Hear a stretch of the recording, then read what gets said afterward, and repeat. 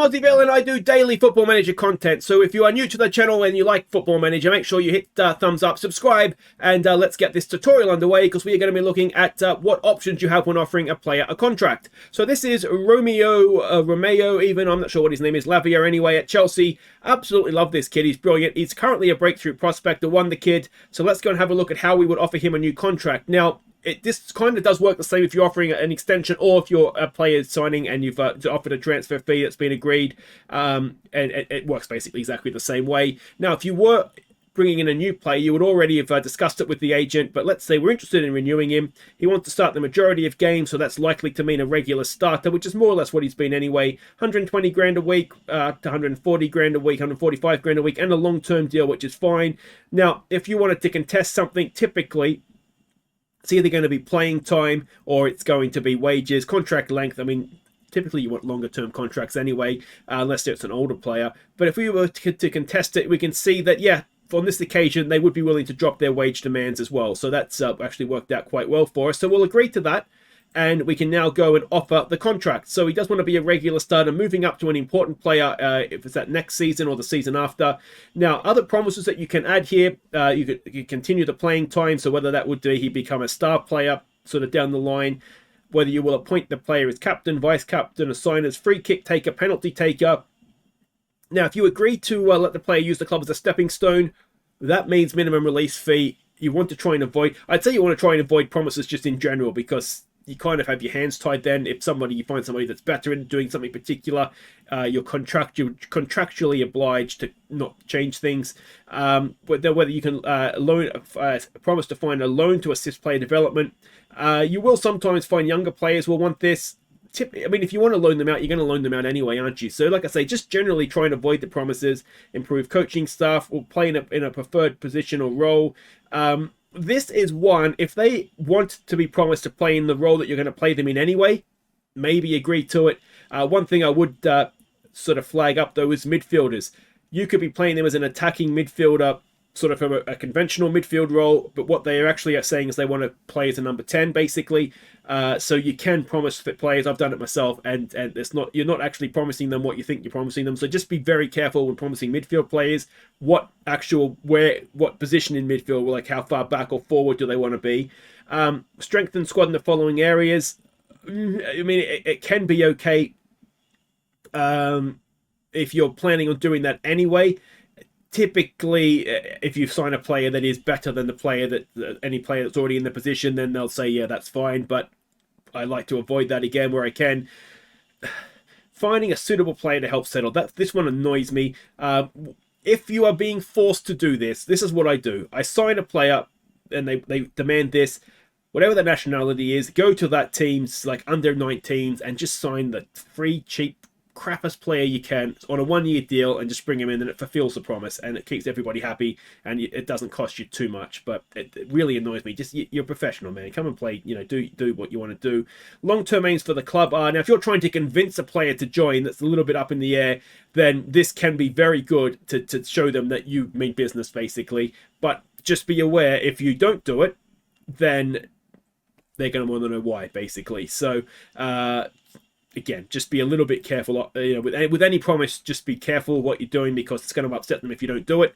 But it's there anyway. Those are what they all mean. So let's go and agree to that and have a look here. So the wage, 120 grand a week. Could we get him down a little bit? Now, he said he'd go down a little bit more than that, I think, didn't he? So let's try 105. You obviously want to be paying players as little as possible, but equally, you want them to be happy.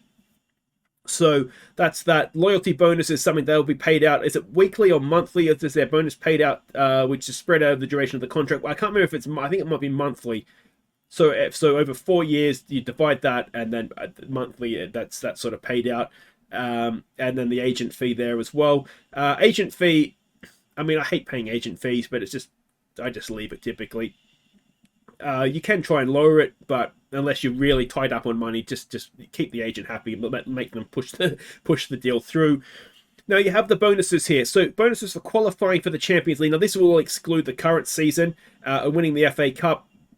I mean, yeah, fine, but ideally you want to win it because you want to win it. Appearance fee, team of the year bonus. We can see all the things here that are here. So let's go through all the other bonuses. So a goal and assist bonus. Now he is a sort of a deep-lying midfielder, defensively minded, maybe deep-lying playmaker.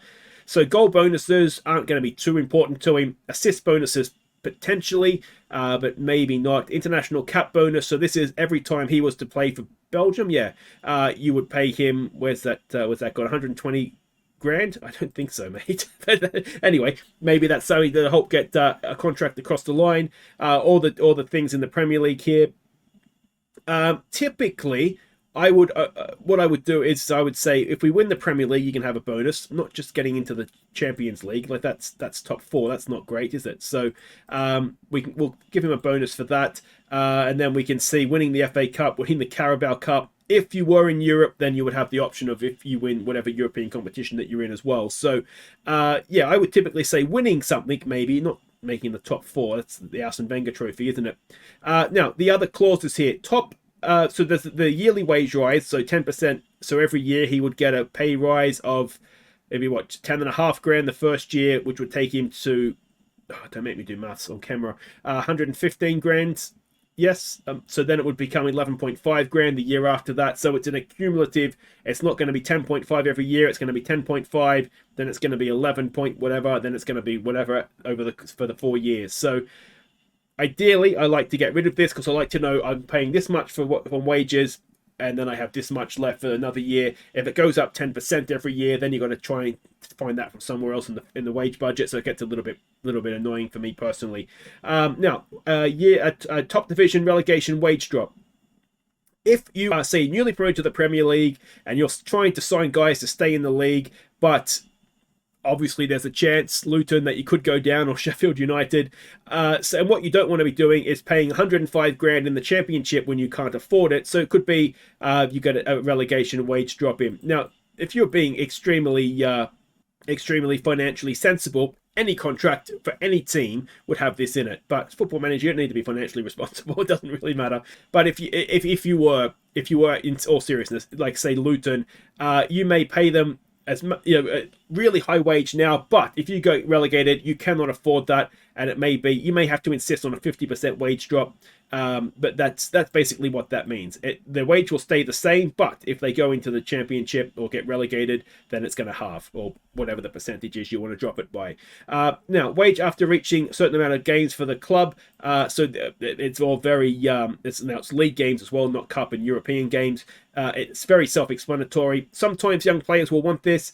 I don't think if this guy's a regular startup, I don't think I'm necessarily looking for him to have that. But if you need it to get a deal across, then that's fair enough.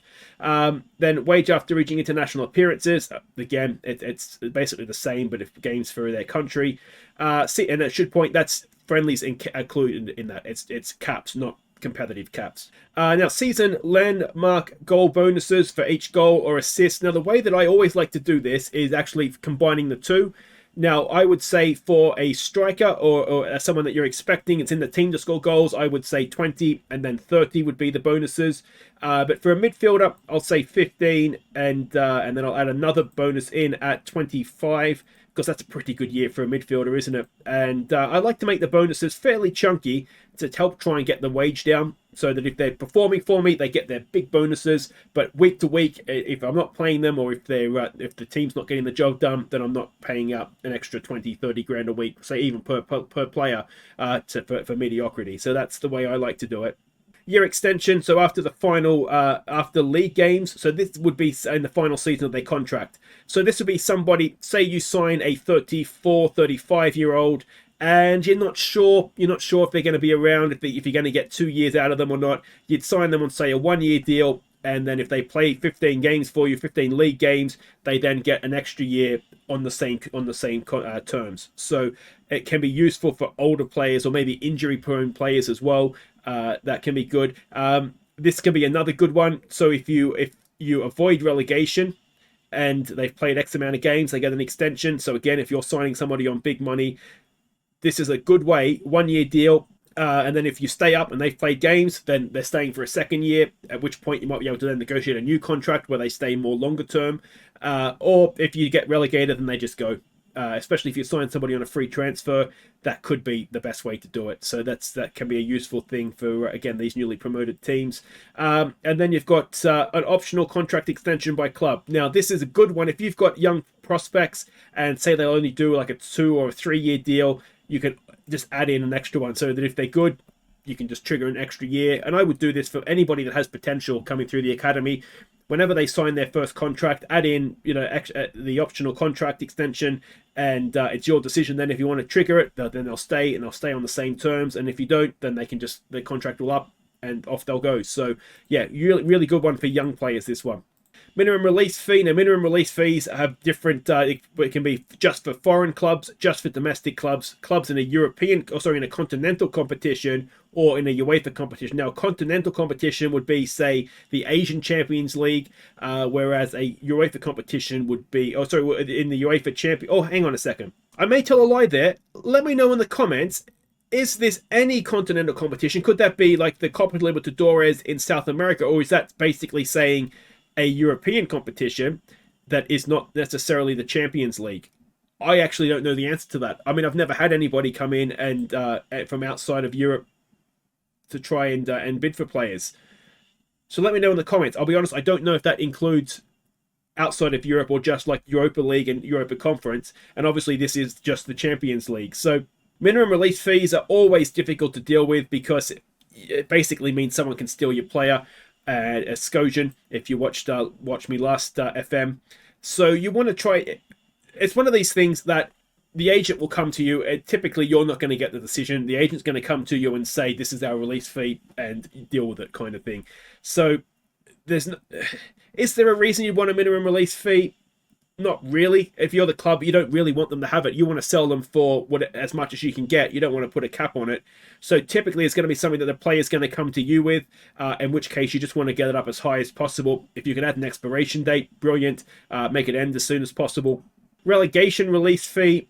This is, again, something that typically a player will come to you with, more so than you want to add it. It works the same as a minimum release fee, but is triggered if you are relegated. So yeah, again, if you've got these big money players that are coming in as a newly promoted team, it may be that you want to have that in there. It's any minimum release fee, typically the player is going to insist on more so than you wanting it there, because you'll just want to sell the players for as much as you can get.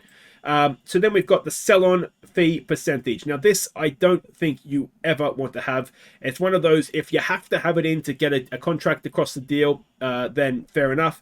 But what it basically means, as it says there, a percentage of the transfer fee that should go to the club will go to the player. So if we were to sell this guy for £1 million, which would be crazy to do, but we would get 750 grand of it, and Lavia would get 250 grand of it. You're basically giving up that percentage of a future transfer fee. Never want it in there. It's only there if you have to do it to get it across the line. And an injury release clause. This is sort of your Michael Owen, Andy Carroll clause. If you're signing somebody who has a massive injury history, or maybe someone that's coming back from a major injury, and you're not sure they're good, they'd be good for you, but you don't want to be paying them big money if they're going to get injured and you're not actually going to play them, then this is the good one to have in there, to just be able to just basically say, no, you're done, off you go. I'm not paying you for 8 months to get your ACL redone and then leave at the end of the contract anyway. So this is one that you would want to use to protect yourself in that sort of situation. To be honest, if you've got a big money player, it could be one for, again, these promoted teams. If you've got a big money player on a 1 year deal, maybe you want to add that in to protect yourself from them getting injured as well. So you're not paying them to get their to basically sit on the bench injured. So yeah, that is perhaps one you'd want to use as well. Now the other thing here, team of the year. Obviously, if they make the team of the year, then that's the bonus they'd get. I usually like to make this a big bonus. And the other one that you'll get for attacking players is top goal scorer. And a top goal scorer is another one I'll always add in and make it a big bonus, particularly if you have all your strikers on it with a top goal scoring bonus. Only one of them is going to be able to be top goal scorer. So absolute worst case scenario, you're going to pay that bonus once, and maybe you don't have to pay it out at all, but it's going to motivate them to obviously try and score goals. Top goal scorer bonus plus these goals and assist bonuses can all work for you. So let's see if we can get him for 105. No, he still wants 120. This is where the dance sort of starts a little bit. So qualifying for the Champions League, he still kind of wants that. Now, if you don't want anything or something to be on the table anymore, so say, for example, the yearly wage, remove and exclude just takes it off the table altogether. So let's try that. Let's try 110 grand, and we'll give him his money if we qualify for the Champions League. So now he wants more because he's not getting the 10% increase a year. He's after more. So if we go back to 120 now, the agent wants more money because he's an agent. And let's see if that works. So I mean, we've made out okay because we're not paying him an extra 10% every year on a 4-year deal. He's getting his 120 off the bat. We're not paying any more than that. We've got the bonuses there if he does well, and he's here for another 4 years. So all in all, this not worked out too badly for us. Ideally, I would have liked maybe the wage to come down a little bit, but I don't think that's a terrible contract for us. So hopefully you found that useful. If you have, make sure you hit thumbs up. Like I say, subscribe if you are new, and I'll see you either for the next tutorial or perhaps in one of our Let's Plays. Take care.